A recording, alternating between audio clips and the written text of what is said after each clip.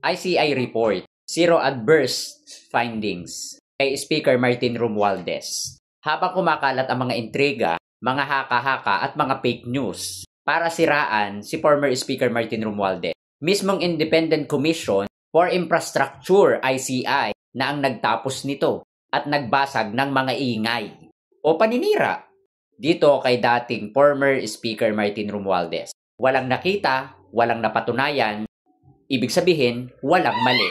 At ito ay hindi basta opinyon.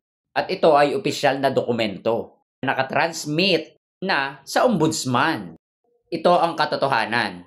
Number 1, no adverse findings. Kapag sinabi ng isang independent, fact-finding body na, no adverse findings, ibig sabihin, walang nakitang ebidensya. At gaano ba kahirap intindihin na no evidence, no case? Pero bakit pinagpipilitan at pinaggigiitan nyo pa rin?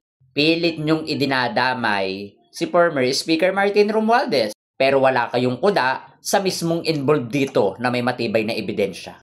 Nakakapagtaka yun. Diba?